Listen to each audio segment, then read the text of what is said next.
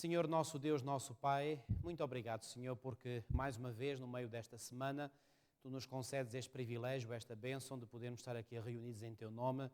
Obrigado por sabermos, Senhor, que Tu estás entre nós, segundo a Tua promessa. E obrigado também, Senhor, por esta maravilhosa revelação que chega até nós, através da qual nós podemos conhecer aquilo que não apenas aconteceu no passado, mas aquilo que está a acontecer nos nossos dias e aquilo ainda que irá acontecer no futuro. Obrigado, Senhor, por nos precaveres, por nos instruires acerca de acontecimentos futuros, não só para nós nos prepararmos para eles, mas acima de tudo para termos a certeza de que quando eles ocorrerem diante dos nossos olhos, nós possamos crer, Senhor, que Tu és o autor de todas as coisas e que Tu estás no controle absoluto da história. Senhor, que possas igualmente cada vez mais estar no controle absoluto da nossa vida, para que as nossas vidas possam ser um testemunho contínuo ao Teu poder, à Tua graça, ao Teu amor por nós. Fica connosco, Senhor, mais uma vez te pedimos a orientação e a presença do Teu Espírito entre nós. Te pedimos tudo, Senhor, e pela fé te agradecemos, em nome de Jesus. Amém. Boa noite, irmãos, bem-vindos. É um privilégio podermos mais uma vez estar aqui e hoje vamos iniciar, portanto, um novo capítulo, capítulo 36. Já estamos mesmo a aproximar-nos do fim do nosso estudo. O último capítulo será o 42, ainda nos falta um bocadinho, mas estamos quase a chegar lá. Muito bem. Como o próprio título indica, os irmãos podem-se aperceber, portanto, que este capítulo nós iremos começar a estudar hoje. É um capítulo que fala de acontecimentos, portanto, que estão para vir, e o nosso irmão Fernando Ferreira escolheu esta imagem, portanto, muito significativa, que mostra que a razão principal, ou aquilo que estará na base do conflito iminente, é um ataque sem precedentes à lei de Deus. Portanto, aliás, nós vemos isso nos nossos dias, mas esse problema vai se intensificar cada vez mais. Desde o início do grande conflito no céu, o objetivo de Satanás tem sido subverter a lei de Deus. Cá está. Portanto, Satanás odeia... Há duas coisas que Satanás odeia enormemente. É Cristo, por um lado, e é a sua lei, por outro. Okay? Não é por acaso que Apocalipse 14:12 diz que o povo de Deus dos últimos dias será conhecido por duas características. Tem a fé de Jesus, guarda os mandamentos de Deus e tem a fé de Jesus. Ou seja, eles são fortes precisamente nos pontos onde Satanás mais ataca. Portanto, não se esqueçam, Satanás odeia Cristo e odeia a sua lei. A quando da primeira vinda de Cristo, o ataque maior de Satanás foi feito a Cristo.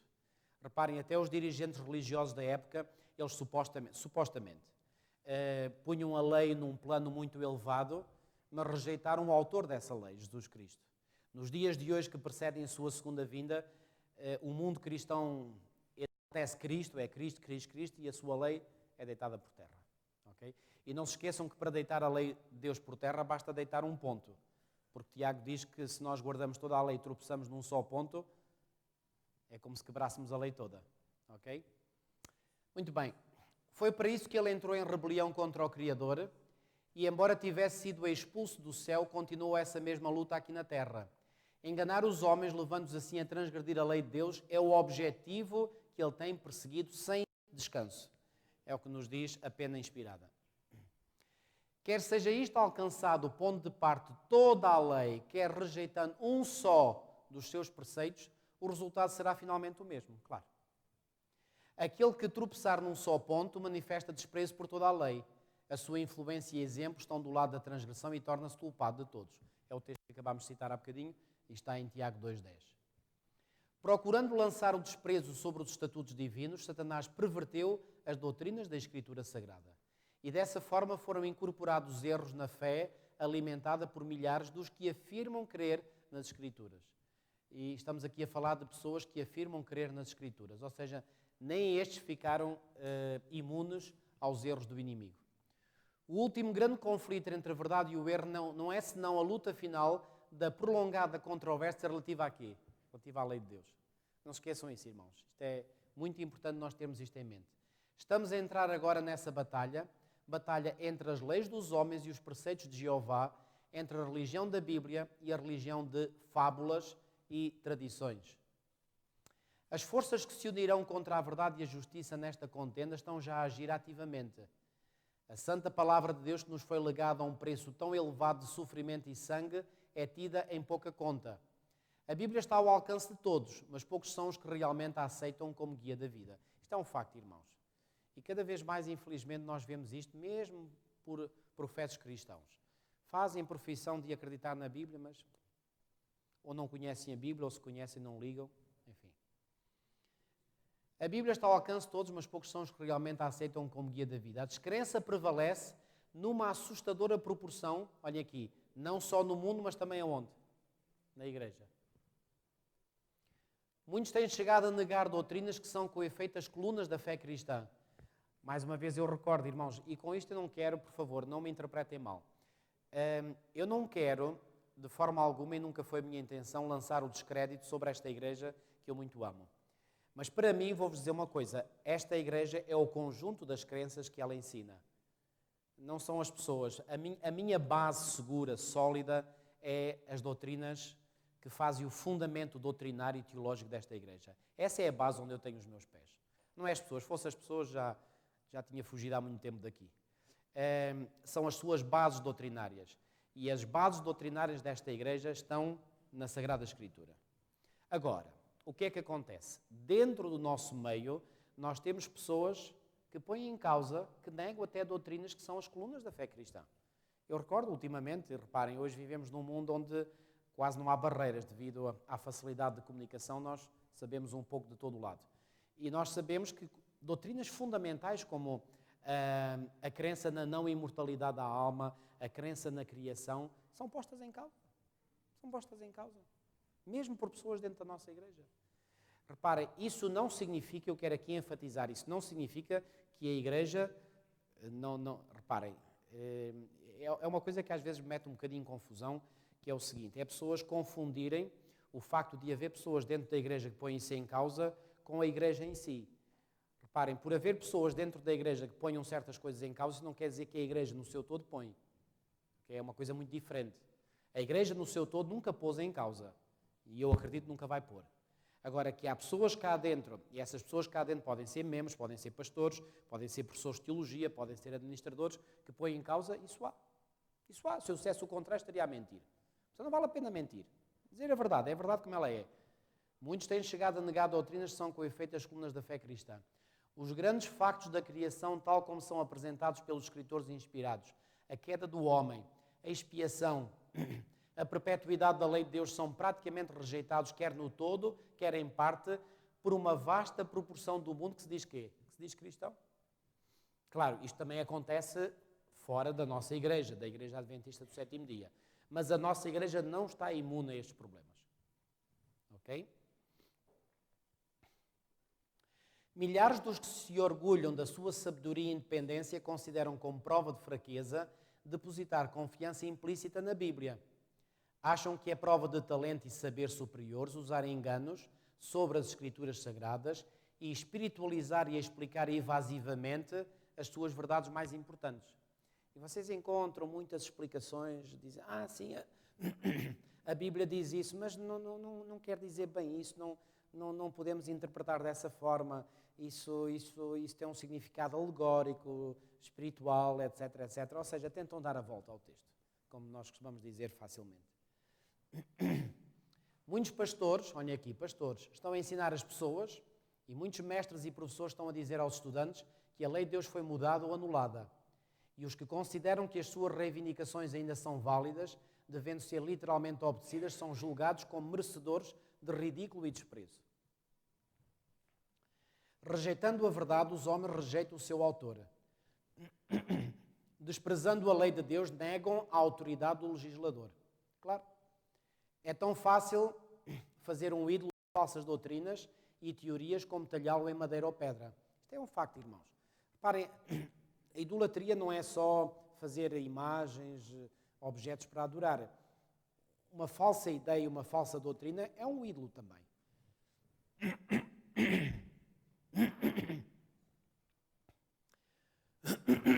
Desculpem. Representando falsamente os atributos de Deus, Satanás leva os homens a olhar para ele sob um falso prisma. Para muitos, em lugar de Jeová, é entronizado um ídolo filosófico, enquanto Deus vivo, conforme é revelado na sua palavra em Cristo e nas obras da criação, é adorado apenas por poucos. Milhares deificam a natureza, ao mesmo tempo que negam o Deus da natureza. Sabem, por exemplo, que este foi um erro em que um dos nossos grandes médicos do passado, Dr. Kellogg, caiu. Dr. Kellogg caiu de um erro conhecido em teologia como o panteísmo, e o panteísmo é uma doutrina espiritualista que ensina que Deus está em todas as coisas. Deus está na natureza, está na folha, na árvore, na rocha, na água, em todo lado, e, portanto, o Dr. Kellogg caiu nesse erro. Ou seja, o que é que isso leva aqueles que creem nesta doutrina? Levam essas pessoas a adorar finalmente a natureza, em vez de adorarem o Deus que criou a natureza. E o Deus que criou a natureza é exterior a ela, é superior a ela, não está imanente na natureza, é à parte dela. Embora de forma diferente, é tão verdade existir hoje a idolatria no mundo cristão, como existiu entre o antigo Israel nos dias de Elias, no mundo cristão. O Deus de muitos homens que se consideram sábios, filósofos, poetas, políticos, jornalistas, o Deus dos seletos centros da moda de muitos colégios e universidades e até mesmo de algumas instituições teológicas, pouco melhor é do que Baal, o Deus Sol da Fenícia. Irmãos, olha, só esta frase aqui daria pano para mangas, para nós irmos aqui analisar. Eu vou-vos dizer, irmãos, eu quando vejo frases como estas, eu digo, realmente, esta mulher só pode ter sido inspirada. Porque aquilo que ela diz aqui nestas poucas palavras é aquilo que nós vemos diante dos nossos olhos. Eu vou ler mais uma vez. O Deus de muitos homens que consideram-se sábios, filósofos, poetas, políticos, jornalistas, o Deus dos seletos centros da moda intelectual aqui, que ela está a dizer, de muitos colégios e universidades e até mesmo de algumas instituições teológicas, pouco melhor é do que Baal, o Deus Sol da Fenícia.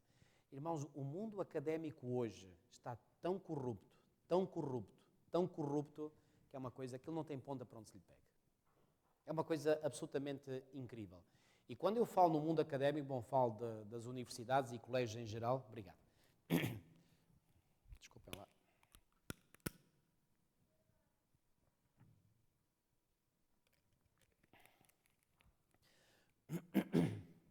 Não só falo dos colégios e universidades seculares, mas também falo de colégios e universidades cristãos. E dentre os colégios e universidades cristãos há aqueles que são católicos, protestantes, e também há os adventistas. Pois bem, a corrupção também já entrou nos meios adventistas. Eu não estou a dizer isto para vocês se desanimarem, não, estou a dizer isto como um facto. São factos. São tristes factos, sem dúvida, mas são factos. Infelizmente é esse o caso. O Deus de muitos homens que se consideram... desculpem, já li. Não há nenhum erro aceito pelo mundo cristão que fira mais audaciosamente a autoridade do céu, nenhum se opõe mais diretamente aos ditames da razão, nenhum é mais pernicioso nos seus resultados do que a doutrina moderna, que tão rapidamente ganha terreno de que a lei de Deus já não está em vigor para os homens. Isto é terrível, esta ideia. Absolutamente terrível. E reparem, no meio evangélico, nos meios evangélicos, a ideia é que quando Jesus morreu na cruz, pregou a lei de Deus na cruz. Vocês já ouviram isso, esse argumento? E, portanto, Jesus guardou a lei por nós e quando nós aceitamos Cristo, não precisamos de aceitar mais nada, porque ao aceitarmos Cristo, aceitamos Cristo e toda a obediência à lei que Cristo fez, então nós já não precisamos de obedecer porque Cristo obedeceu por nós. Pronto. Está feito. Isto é uma teologia terrível, diabólica mesmo. Cada nação tem as suas leis que impõem respeito e obediência. Nenhum governo poderia existir sem elas. E será possível conceber a ideia de que o Criador dos céus e da terra não tenha nenhuma lei para governar os seres que criou? Isto é um absurdo. Reparem, os governos hoje e sempre têm leis e estão sempre a inventar novas leis e depois já há leis que ficam caducas. Ainda outro dia ouvi que a Assembleia da República anulou uma série de leis que já não faziam sentido nenhum, que já estavam caducas, mas entretanto fazem-se novas. Então reparem, se os seres humanos sentem necessidade de leis, de regulamentos, de regulações, será que Deus não tem uma lei? Suponhamos que clérigos preeminentes ensinavam publicamente que os estatutos que governam o seu país e protegem os direitos dos seus cidadãos não são obrigatórios, porque limitam a liberdade do povo e, portanto, não devem ser obedecidos. Imaginem o que é que aconteceria se fizesse isto. Quanto tempo esses homens seriam tolerados no púlpito? Porém, será uma ofensa mais grave não atender às leis dos Estados e das nações do que pisar os preceitos divinos, que são o fundamento de todo o governo? É evidente que as leis de Deus estão acima de quaisquer leis humanas. E, portanto, se é errado nós pisarmos as leis humanas, que é aquelas que, portanto, estão dentro da vontade de Deus, muito mais é nós rejeitarmos a lei de Deus. Seria muito mais razoável que as nações abolissem as suas leis e permitissem que o povo fizesse o que lhe apetecesse, do que o governador do universo anular a sua lei e deixar o mundo sem uma norma para condenar o culpado ou justificar o obediente. Qual seria o resultado de abolir a lei de Deus? A experiência já foi feita, claro. As cenas que se viveram em França quando o ateísmo se tornou o poder dirigente foram terríveis. Irmãos, eu vou-vos dizer mais uma coisa. Eu já ouvi algumas pessoas criticarem porque eu ultimamente tenho muito insistido neste ponto. Mas isto tem sido uma descoberta que eu tenho feito nos últimos, talvez, 2 a 3 anos esta parte, e que é o seguinte: eu me tenho apercebido que, aliás, eu estava a fazer esta busca e um dia falando com o meu irmão mais velho, ele disse, mas Ellen White diz isso mesmo. Eu disse, é? E esse meu irmão muitas vezes me dá algumas dicas preciosíssimas. Ele diz, sim, vai ao livro Educação, página 228 e vê o que lá está. Eu fui e vi e disse, realmente, esta mulher diz tudo. Ellen White diz que os princípios que estiveram em vigor durante o período da Revolução Francesa estarão em vigor no tempo do fim no mundo inteiro. Irmãos, a ideologia que se viveu na Revolução Francesa, hoje vive-se no mundo inteiro. E sabem o que é que resultou da Revolução Francesa? Desculpem de eu existir isto, eu posso parecer chato, incómodo. Desculpem aqueles que me acham incómodos, mas eu tenho que dizer isto. Os princípios que resultaram da Revolução Francesa, olha, eu vou falar da seguinte maneira. Imaginem uma árvore. Uma árvore tem um tronco, certo? E depois do tronco subdivide-se em ramos, certo? O tronco que resultou da Revolução Francesa foi isto, foi o ateísmo, ok? Ateísmo. Do ateísmo saem vários ramos. Dentre esses ramos sai evolucionismo. Porquê o evolucionismo é um ramo do tronco ateísmo? Porque, reparem, o ateísmo nega Deus. Nega a pés juntos que Deus existe.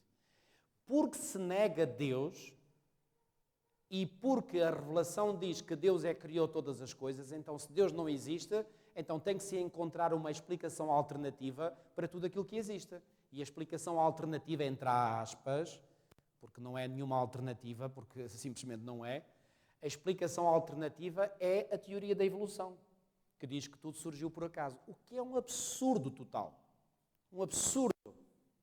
Quer dizer, nenhuma pessoa com o mínimo bom senso acredita, por exemplo, que esta igreja e tudo aquilo que dela há, os bancos, os órgãos, os aparelhos elétricos surgiram por acaso. Se coisas inanimadas e sem vida não surgiram por acaso, como é que coisas com vida surgiram por acaso? Reparem, isto é um absurdo, isto é um atentado à lógica humana. E, no entanto, isto ensina-se nas escolas secundárias e nas universidades. Portanto, mas evolucionismo é um ramo do ateísmo. Outro ramo que surgiu, e reparem, já agora, lembram-se quando é que a Revolução Francesa teve lugar? Teve lugar no final do século XVIII. Anos 1700, começou em 1789. Eu recordo-me, em 1989, um ano antes de eu partir para Colões, vi numa notícia a França em grandes festejos, Paris, a Torre Eiffel iluminada. Os franceses estavam a comemorar o bicentenário do início da Revolução Francesa. Como se fosse uma grande coisa que eles comemoram, enfim. E agora reparem, dá-se a Revolução Francesa no final do século XVIII e nós entramos no século XIX, anos 1800, e reparem, quando é que surge o evolucionismo? 1859. Outra grande ideologia que sai do ateísmo é o comunismo. 1844, Karl Marx publica o Manifesto do Partido Comunista. Será por acaso? Já agora, uma vez li que, embora Charles Darwin tenha publicado o livro A Origem das Espécies em 1859, em 1844 ele já tinha a teoria toda formulada. Mas, reparem bem, o evolucionismo é para tentar explicar a origem de todas as coisas, pondo Deus de parte. O comunismo é uma doutrina que tenta governar as sociedades sem Deus. Mas outras teorias, como por exemplo, já agora, a Associação Americana de Psiquiatria começou nos Estados Unidos, sabem quando? 1844. O que é que são as chamadas ciências humanas? É uma tentativa de resolver os problemas da nossa mente sem Deus. Amigos, vai tudo sempre à mesma base. É sem Deus. Explicar a origem de todas as coisas sem Deus, organizar a sociedade sem Deus, explicar os problemas que surgem na mente humana quando alguém não quer saber de Deus, como, não, isso é só problemas químicos, bioquímicos, dá-se um medicamento e fica tudo bem. Não, se a pessoa está longe de Deus e só faz o que é mal, essa pessoa fica mal mentalmente. E, portanto, a única resolução é a pessoa arrepender-se e voltar-se para Deus. Mas como Deus não existe, então não se pode voltar para Deus. Então vamos considerar isso somente uma doença. E como uma doença dá-se um remédiozinho e trata-se disso. Irmãos, toda esta mentalidade, isto é ateísmo puro. E essas ideias ateístas, elas estão hoje, reparem, estão espalhadas por todo o mundo. Não há nenhuma parte no mundo que tenha escapado a estas ideias. E depois, reparem, nós hoje, isto pode parecer política, mas não é. E nós, como cristãos que conhecemos a palavra de Deus, nós temos que saber que a palavra de Deus nos ajuda a compreender estas doutrinas, estas ideologias que são erradas. Mas, por exemplo, outras correntes, como por exemplo esta nova corrente chamada os direitos LGBT, etc. Tudo isso, reparem, irmãos, aqueles que de vós sintam interesse em estudar isto a fundo, vão ao motor de busca, como por exemplo a Google, e ponham, por exemplo, uma expressão que foi cunhada há relativamente pouco tempo, marxismo cultural. O marxismo cultural foi uma luta, portanto é uma luta das pessoas, digamos, que subscrevem o marxismo, em que eles acharam que a melhor forma de um marxismo ter êxito não era em fazer uma guerra com armas, era em fazer uma guerra cultural. E fazer uma guerra cultural quê? Minando os princípios que formaram as sociedades judaico-cristãs, com alguns princípios judaico-cristãos. Toda esta tentativa de defender os direitos, entre aspas, da comunidade LGBT não é nada mais, nada menos do que uma tentativa direta de atacar os valores do cristianismo. Irmãos, não tenham dúvidas sobre isso. Não tenham dúvidas sobre isso. Isto é uma coisa absolutamente impressionante. E tudo tem como base a tentativa de lançar por terra a lei de Deus, que é o que estamos a estudar. Por exemplo, a questão muito linda quando se diz, por exemplo, que se quer criar uma sociedade igualitária, uma sociedade igual para todos. Irmãos, isso não tem nada de bíblico. Porque a Bíblia faz uma separação entre os que praticam o bem e os que praticam o mal. Não há comunhão entre a luz e as trevas, entre os crentes e os descrentes. Não há, simplesmente não há. Mas essas ideologias tentam pôr todos no mesmo barco. Não, vamos criar uma sociedade igual para todos. E uma sociedade igual para todos, sabe o que é? É, por exemplo, numa empresa, há os trabalhos e os que não trabalham. Os que são ativos e que são dedicados e os mandriões. Aos mandriões dá-se tantos direitos como aos outros que trabalham. Isso não é justo. Há alguma justiça, por exemplo, imaginem eu era professora e tinha uma classe de alunos, vamos imaginar 20 alunos. E havia alguns alunos lá que tiravam 18, 17, 16, porque eram aplicados, estudavam.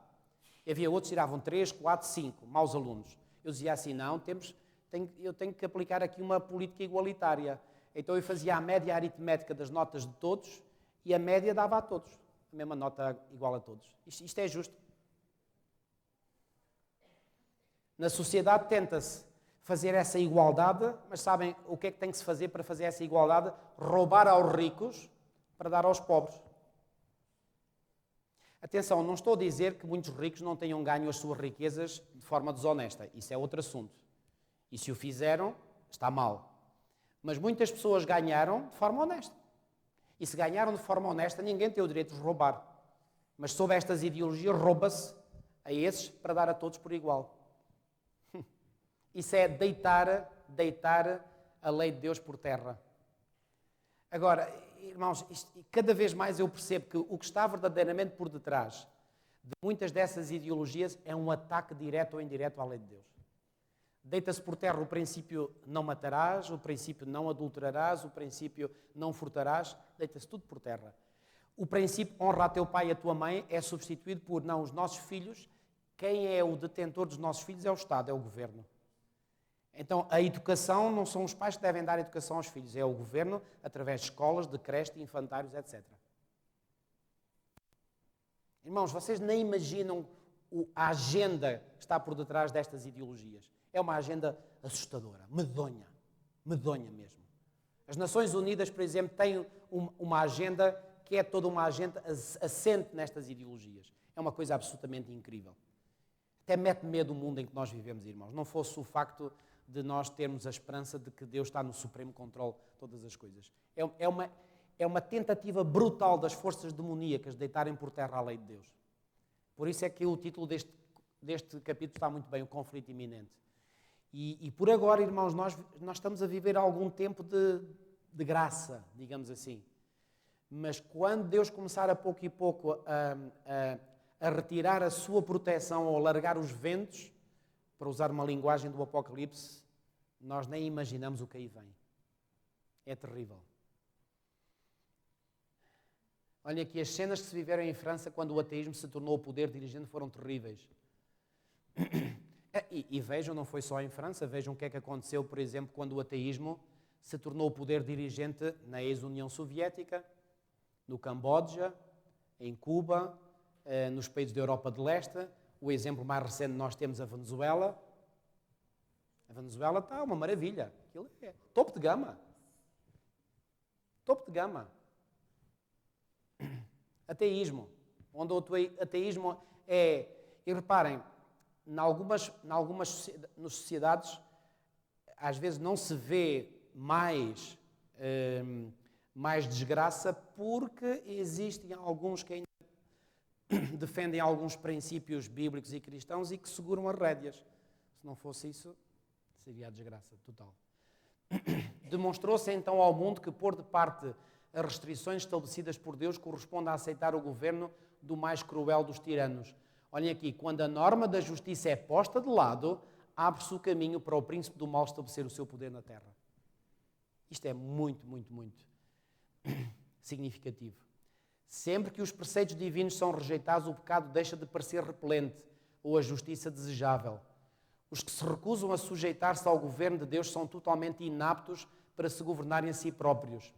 Através dos seus perniciosos ensinos, o espírito de rebeldia implanta-se no coração das crianças e dos jovens, por natureza adversos à disciplina, resultando disso a ilegalidade e desregramento na sociedade. O espírito de rebeldia. Olha, este espírito de rebeldia manifesta-se muito nestas ideologias. É a revolução, fala-se muito na revolução. Lá o senhor da Venezuela, temos que manter a revolução bolivariana. A revolução. Coisa sem jeito nenhum. Qual é esta revolução? É falar contra. Falar contra quê? Falar contra princípios. E princípios que são princípios inamovíveis, porque foram criados por Deus, e quando esses princípios são postos de lado, é a desgraça que sucede. É a desgraça. Ao mesmo tempo que escarnecem da credulidade dos que obedecem aos preceitos de Deus, as multidões aceitam avidamente os enganos de Satanás, dão rédea solta à concupiscência e praticam os pecados que atraíram juízos sobre os pagãos. Os que ensinam o povo a considerar com leviandade os mandamentos de Deus semeiam a desobediência para colherem desobediência. Rejeite-se completamente a restrição imposta pela lei divina e as leis humanas serão imediatamente desprezadas. Claro. Uma vez que Deus proíbe as práticas desonestas, como a cobiça, a mentira e a fraude, os homens estão prontos a desprezar os seus estatutos como sendo um estorvo à prosperidade mundana. Não se apercebem, porém, dos resultados que resultariam de medir os preceitos divinos. Reparem, as pessoas consideram os princípios morais como um estorvo, mas depois, porque querem liberdade e querem suposta prosperidade. Só que depois, quando põem de parte esses princípios, vêm e apercebem-se mais tarde com horror que eram esses mesmos princípios que puseram de parte é que os levariam à prosperidade. E o que resulta daí é a miséria e a desgraça.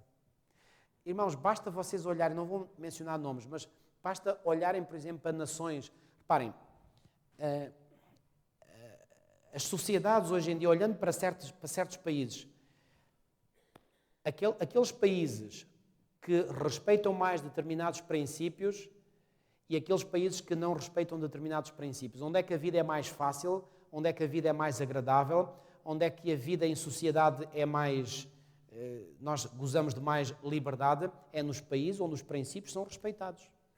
Onde não há respeito pelos princípios é uma selva, ninguém se entende. Cada um faz o que quer.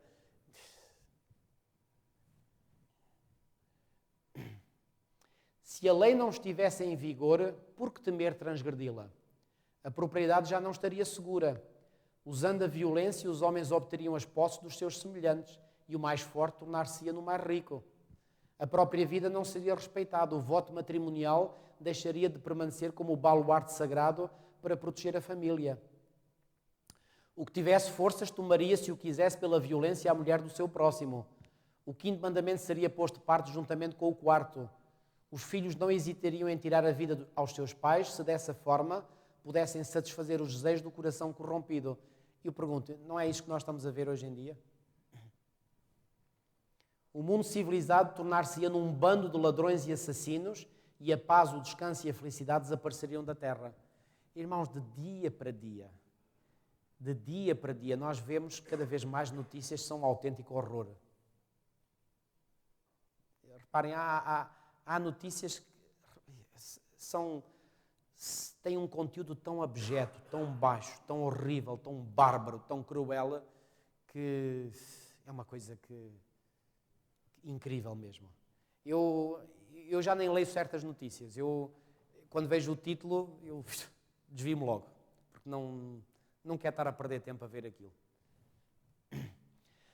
A doutrina de que os homens estão isentos da obediência aos mandamentos de Deus já tem debilitado a força da obrigação moral, abrindo sobre o mundo as comportas da iniquidade.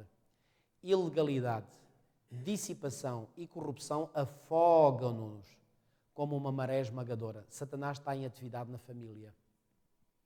A sua bandeira ondula mesmo nos lares que se dizem cristãos. E aqui, irmãos, aqui toca a nós. Aqui toca a nós. Olha aqui, há invejas, suspeitas, hipocrisias, separação, rivalidade, contenda, traição dos santos legados, satisfação das paixões, todo o conjunto dos princípios e doutrinas religiosas que deveriam constituir o fundamento e a estrutura da vida social assemelha-se a uma massa vacilante prestes a ruir.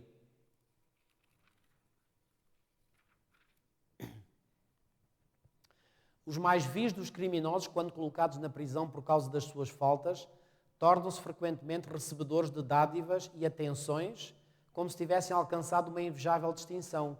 Dá-se grande publicidade ao seu caráter e crimes. Eu até acho que devia ser proibido certas notícias. Sabem, eu quando vivi na Suíça há algum tempo, eu soube que lá o governo suíço, na altura, não sei se ainda tem essa lei, proibia que a comunicação social da Suíça publicasse notícias de suicídios. Porque a Suíça já na altura era um dos países da Europa com a mais alta taxa de suicídios. E então eles proibiram toda a comunicação social de apresentar notícias sobre suicídio. Para quê? Para não induzir outros que estivessem na corda bamba a fazerem o mesmo. E eu acredito que a divulgação destas notícias terríveis, ao serem lidas por mentes que já não estão bem, ainda os podem levar a uma situação pior. Dá-se grande publicidade ao seu caráter e crimes. Desculpem. A imprensa publica os pormenores revoltantes do vício, iniciando desta maneira outros, olhem aqui, na prática da fraude, do roubo e assassínio. Porque estas notícias acabam por ser uma escola para os outros. E Satanás exulta com o êxito dos seus planos infernais. A paixão pelo vício, a criminalidade, o terrível aumento da intemperança e iniquidade de toda a espécie e grau, devem despertar todos os que temem a Deus para que investiguem o que se pode fazer a fim de travar a maré do mal. Os tribunais estão corrompidos. Governantes são movidos pelo desejo do ganho e amor aos prazeres sensuais. A intemperança obscureceu as faculdades de muitos, de maneira que Satanás exerce sobre eles um domínio quase completo. Os juristas estão pervertidos, subornados, enganados. Então não se admirem quando nós vemos às vezes decisões tomadas em tribunal que nem lembrava ao diabo, como se costuma dizer. No entanto, acontecem. A embriaguez e a orgia, a paixão, a inveja, a desonestidade de toda a espécie estão representadas entre os que administram as leis. Olhem este texto de Isaías, se ele não está tão atual nos dias de hoje. A justiça se pôs longe, porque a verdade anda tropeçando pelas ruas e a equidade não pode entrar. Irmãos, isto é uma descrição do nosso mundo hoje. A iniquidade e as trevas espirituais que prevaleceram sob a supremacia de Roma foram resultado inevitável da supressão das Escrituras. Então, onde devemos basear a causa da incredulidade generalizada, da rejeição da lei de Deus e consequente corrupção, sob o amplo fulgor da luz evangélica numa época de liberdade religiosa? Agora que Satanás já não pode conservar o mundo sob o seu domínio, privando das Escrituras, recorre a outros meios para realizar o mesmo objetivo. Destruir a fé na Bíblia serve tão bem ao seu propósito como destruir a própria Bíblia. Introduzindo a crença de que a lei de Deus já não está em vigor, leva os homens à transgressão de um modo tão eficaz como se fossem completamente ignorantes acerca dos seus preceitos. Reparem, as pessoas têm a Bíblia hoje. Têm a Bíblia, reparem, agora com esta, mais uma nova edição, esta que nós recebemos agora no sábado. A Bíblia está espalhada como nenhum outro livro por todo o mundo. As pessoas têm acesso à Bíblia, podem ler a Bíblia, no entanto, como o diabo, como diz aqui muito bem, ele não pode privar mais as pessoas das Escrituras, o que é que ele faz? Leva as pessoas a achar, tudo bem, isso é o livro santo dos cristãos, como o Alcorão é o livro santo dos muçulmanos, como o outro livro qualquer é o livro santo dos budistas. Pronto, é o que os cristãos acham. E depois, mesmo entre os cristãos, não há consenso. Porque uns acham, por exemplo, que o Antigo Testamento já não presta, outros acham que a lei de Deus foi abolida, e assim, o que é que acontece? A Bíblia é totalmente minada na sua essência. E, portanto, tem-se a Bíblia, é verdade, mas ter a Bíblia ou não ter, acaba quase por dar ao mesmo se nós colocamos em causa, portanto, as verdades que a Bíblia apresenta. E hoje, como nos séculos passados, está a atuar através da Igreja para atingir os seus desígnios.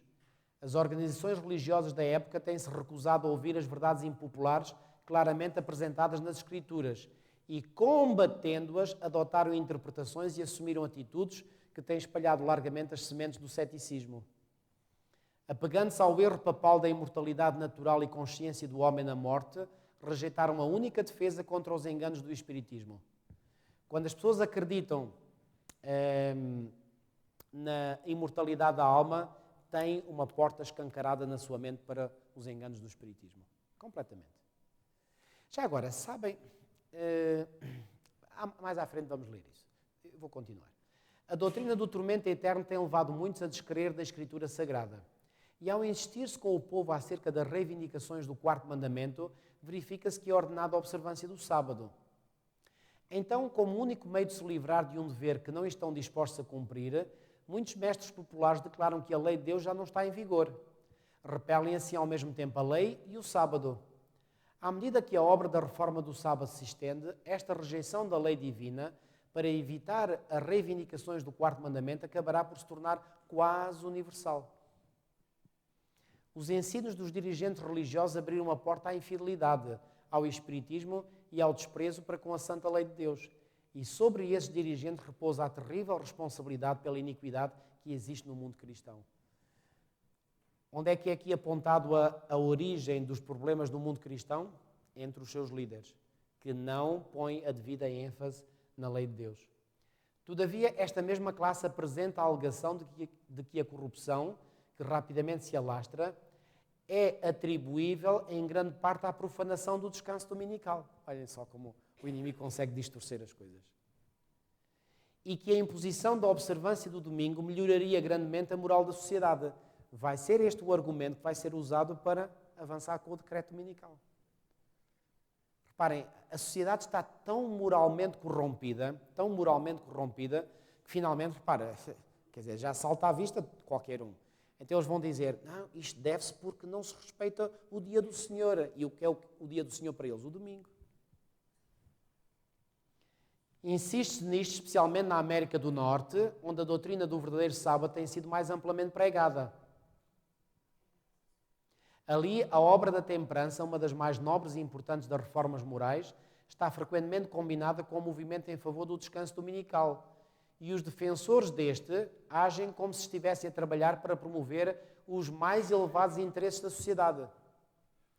E os que se recusam a unir-se a eles são denunciados como inimigos da temperança e da reforma. Ou seja, associa-se uma coisa boa a uma coisa má, e depois, quando alguém critica a coisa má, é tido como crítico da coisa boa. Estão a ver como é que... Portanto, associa-se uma coisa boa a uma coisa má. E quando alguém critica a coisa má, tomam o indivíduo que critica a coisa má como um crítico da coisa boa também, porque a coisa boa está associada à coisa má. É assim que o inimigo funciona. Eu cada vez mais me apercebo que o inimigo é um estratega terrivelmente habilidoso. E consegue enganar mentes com uma facilidade incrível. Mas o facto de que o movimento para estabelecer o erro se encontra ligado a uma obra que em si mesma é boa, não é argumento a favor do erro. Podemos disfarçar o veneno misturando com um alimento saudável, mas não mudamos a sua natureza. Pelo contrário, o veneno torna-se mais perigoso, visto ser mais fácil tomá-lo inadvertidamente. Claro. Um dos estratagemas de Satanás é combinar com a falsidade precisamente uma porção suficiente de verdade. Claro. Para que lhe dê um caráter plausível. E ele mistura muita verdade com o erro, que é para dar ao erro uma aparência de que aquilo é bom. Os dirigentes do movimento em favor do domingo podem advogar reformas de que o povo necessita e princípios estão em harmonia com a Escritura Sagrada. Eu vou-vos dar um exemplo. Nós sabemos, por exemplo, os evangélicos norte-americanos agora estão a fazer uma luta para deitar por terra aquilo que anteriores administrações norte-americanas fizeram. Eles querem, aliás, com o apoio do presidente Donald Trump, estão a conseguir isso mesmo. Estão a querer que o aborto seja banido, e a gente pergunta-se, então isso é uma coisa boa? Claro que é. Claro que é. Mas estão a querer deitar por terra muitas das conquistas da comunidade LGBT, estão a querer reativar a liberdade religiosa, ou seja, nós podemos, em boa consciência, dizer que alguns dos itens da agenda deles são bons. São bons, não há volta a dar. E que ninguém se engane. Agora, mais uma vez, lembram-se o que é que eu disse há bocadinho? Mistura-se o bom com o mau e depois do cocktail resultante é tudo mau porque o veneno está lá dentro do bom.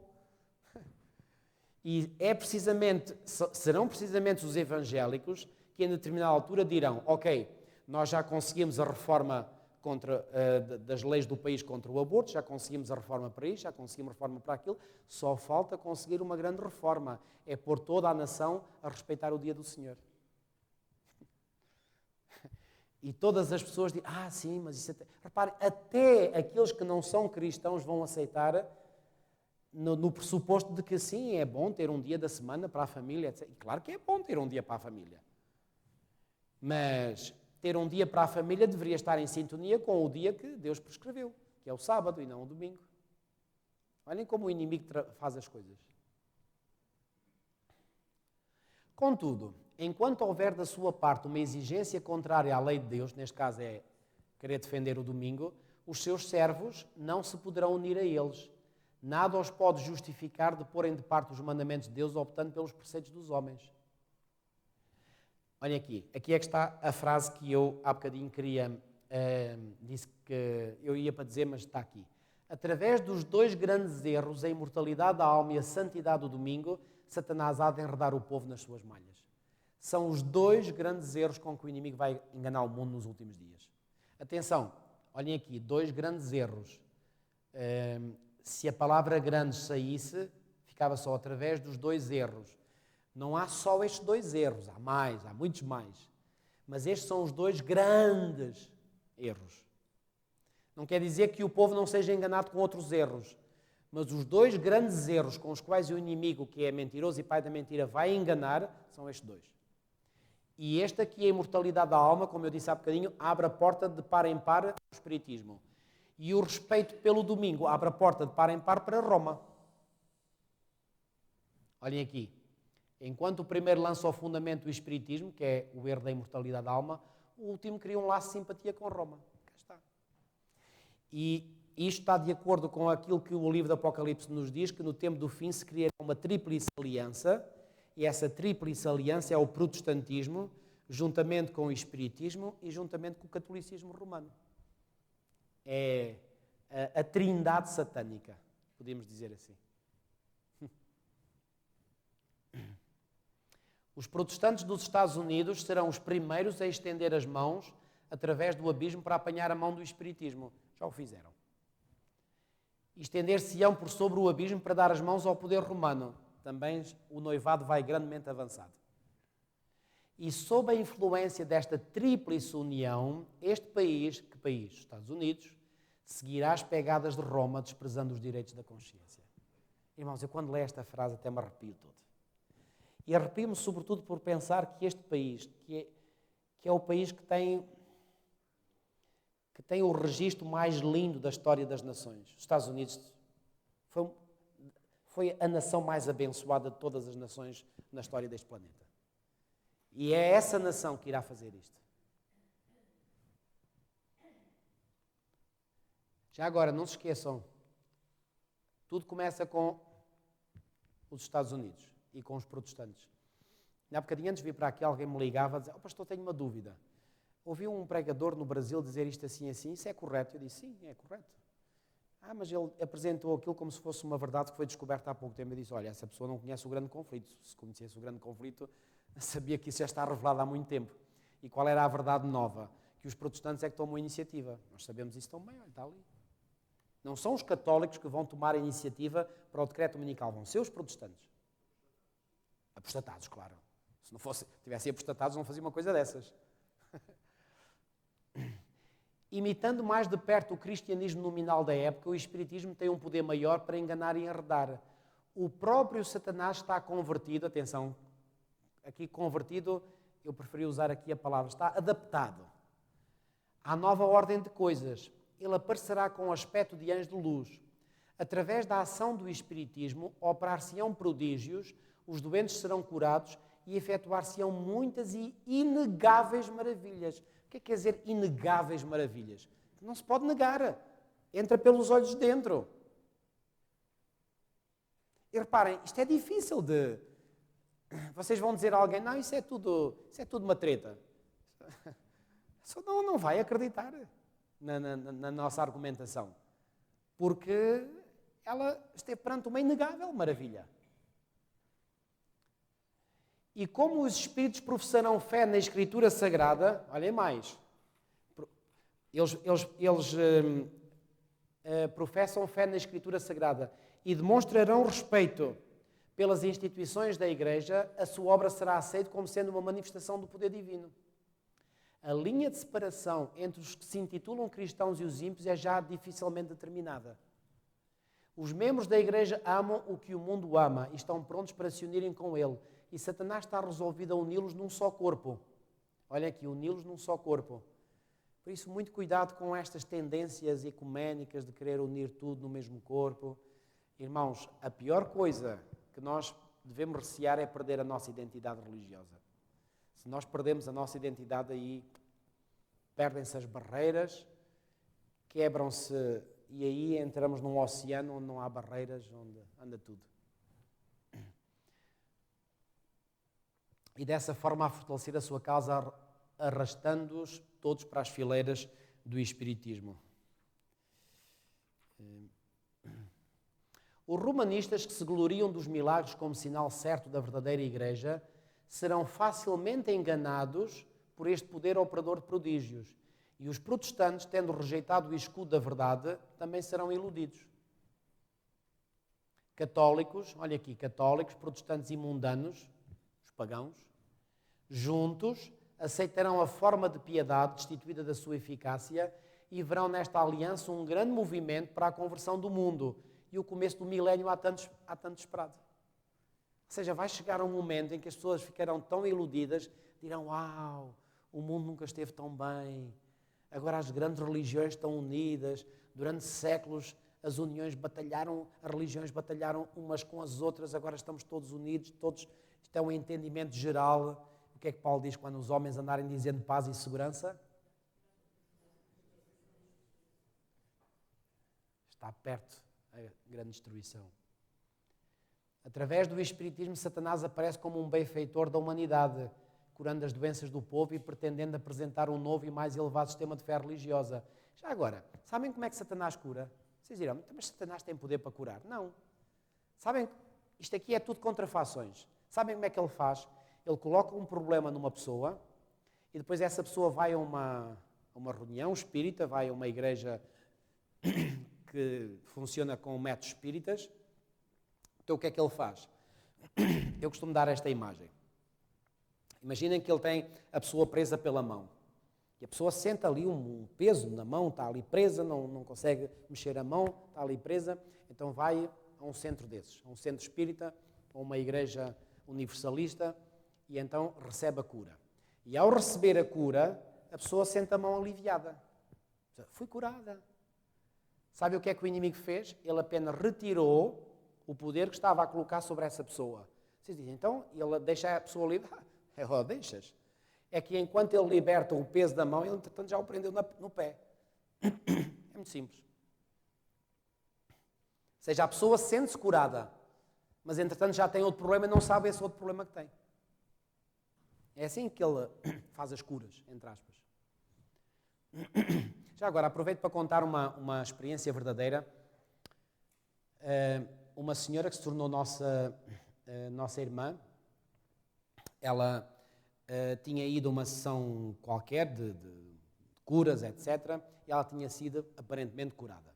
Lá está, uma inegável maravilha, ela sentia-se melhor. Entretanto, ela conheceu a mensagem bíblica, aceitou-a, tornou-se membro da nossa igreja. Quando ela começou a compreender estas coisas mais a fundo, um dia lhe veio esta convicção à mente dela. Será que aquela cura que eu passei no passado era uma cura falsa? Sabem o que é que esta irmã teve a coragem de fazer?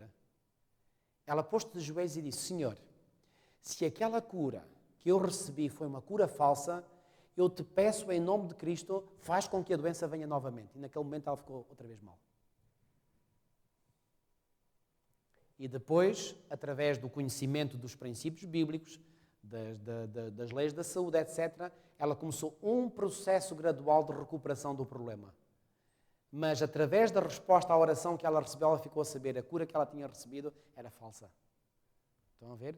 Também foi preciso coragem da parte dela, fazer uma oração destas. Vocês eram capazes de o fazer? Eu prefiro ter uma doença e estar no caminho correto do que estar bom de saúde e estar no caminho incorreto. Através do Espiritismo, Satanás aparece como um benfeitor da humanidade, curando as doenças do povo e pretendendo apresentar um novo e mais elevado sistema de fé religiosa. Ao mesmo tempo, porém, atua como destruidor. As suas tentações estão a levar multidões à ruína. A intemperança destrona a razão e seguem-se a satisfação sensual, a contenda e o derramamento de sangue. Satanás delicia-se com a guerra, pois esta excita as mais vis paixões na alma, arrastando então para a eternidade as suas vítimas mergulhadas no vício e no sangue. O seu objetivo é incitar as nações à guerra umas contra as outras, uma vez que dessa forma pode desviar o espírito das pessoas do trabalho de preparação para estar firme no dia de Deus. Satanás também age através dos elementos, que elementos são estes? Os elementos da natureza, para recolher a sua colheita de almas desprevenidas. Olhem aqui, almas desprevenidas. Quando nós vemos que a catástrofe fetal trouxe tantas centenas ou milhares de mortos, quantas almas desprevenidas não foram apanhadas nessa catástrofe? Estudou os segredos dos laboratórios da natureza e emprega todo o seu poder para dirigir os elementos, tanto quanto Deus o permite, Não se esqueçam que aquelas desgraças todas que aconteceram a Jó, porquê que aconteceram? Porque Deus permitiu. E hoje não mudou nada. Tudo o que Satanás faz é porque Deus permite. Quando lhe foi permitido afligir Jó, cá está, rapidamente foram assolados os seus rebanhos e gado, os seus servos, as suas casas, os seus filhos, seguindo-se uma desgraça à outra. É Deus que protege as suas criaturas, guardando-as do poder do destruidor. Mas o mundo cristão mostrou desdém pela lei de Jeová. E o Senhor fará exatamente o que declarou que faria. Retirará as suas bênçãos da terra, removendo o seu cuidado protetor dos que estão a revoltar-se contra a sua lei e ensinando e forçando outros a fazerem o mesmo. Satanás exerce domínio sobre todos aqueles que Deus não guarda especialmente. Ajudará e fará prosperar alguns para favorecer os seus próprios intuitos e trará calamidade sobre outros, levando os homens a acreditar que é Deus que os aflige. Ou seja, Satanás exerce domínio sobre aqueles que Deus não guarda especialmente. O que é que isto quer dizer? Que aqueles que Deus guarda especialmente, esses ele não pode fazer. Muito bem, eu gostaria de poder terminar o capítulo hoje, faltam só mais 2 páginas e meia, mas depois fica também muito tarde. Vamos fazer o seguinte, nós vamos ficar por aqui hoje, irmãos, e depois na próxima semana vamos terminar este e iniciamos já o outro capítulo, tá bom?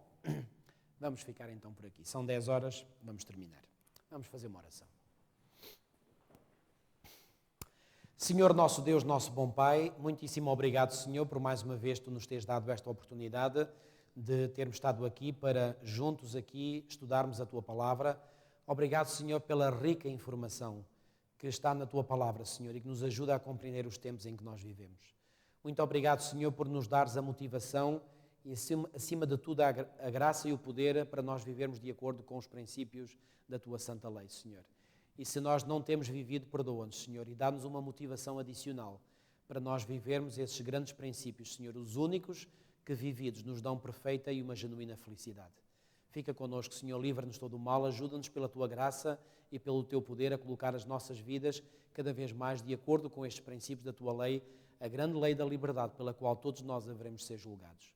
Fica connosco, leva-nos em bem aos nossos lares, que a Tua graça, a Tua paz e o Teu amor repousem nos nossos corações. Te pedimos tudo e te agradecemos em nome de Jesus. Amém.